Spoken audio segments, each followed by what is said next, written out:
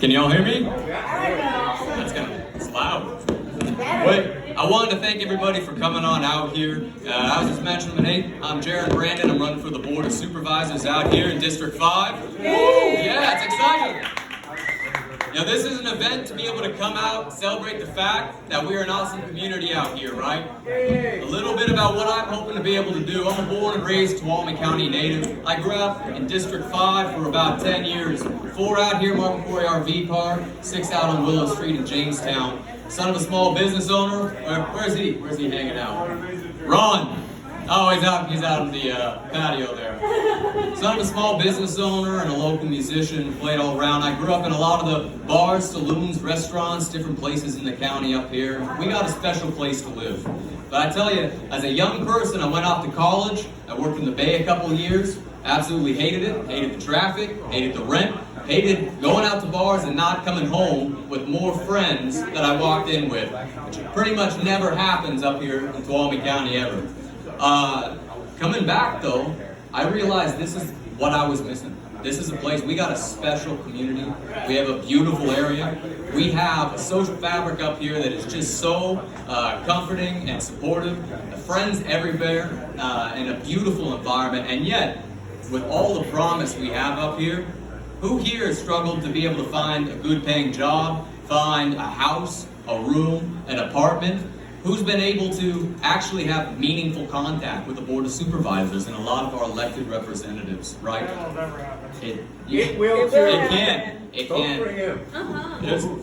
We have to be able to protect and support the livability of our county. We got to make this a place that especially young people can still build a life, right? Young people, in my opinion, are the core of our economy. It's the core passing on the culture up here. It's the people that start the local businesses that keep everything going for the next 30 years, that run the next festivals for the next 30 years, that start families, that raise kids, that continue this area. I think we're fast becoming and moving towards becoming a retirement community exclusively, right? We love our retired folks. A lot of them have been volunteering on the campaign, helping out, but we can't lose that balance in our community.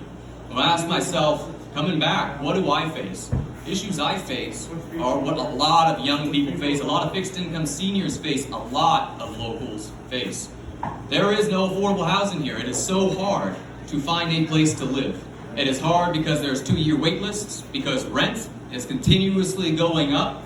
It's hard because we're not building any new housing inventory, and what we got is being turned into Airbnbs.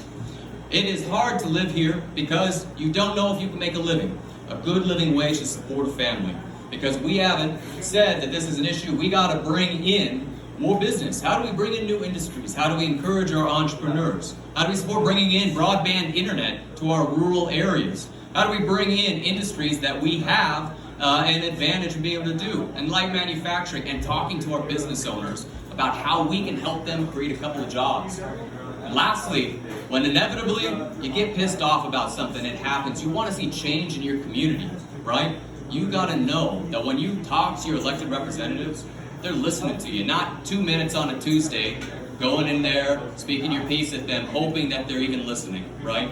You deserve to have a supervisor that goes back, has a town hall, and is listening to you. That's real accountability, is standing up for the decisions you made, saying you don't have to like everything I did, but I will explain myself, I will hear your problems that you're facing, and I wanna see how I can help. I want to build a relationship with constituents, be able to push that forward so we can get stuff really accomplished here. They are elected representatives. They are not just a wallet. They need to be out there in the community. They need to be building that political power to get what we need done to move us forward into the future so we can adapt, we can thrive, we succeed as a community. Succeed, not secede. Succeed as a community. Well, anyway, that's my spiel. I want to say thank you so much again for coming out. Thank you to Water Wheel Saloon out here for hosting us. Yeah, give up an applause. Woo! And thanks again to also BrewBaker and Nate and Seth. They're coming out, they're donating their time here. We're going to move the glass jar around. This is going to be going up to enough to be able to pay the band for their time here. Support local music, support local arts. We can be able to do this with your help. We're going to make this happen. So thank you so much.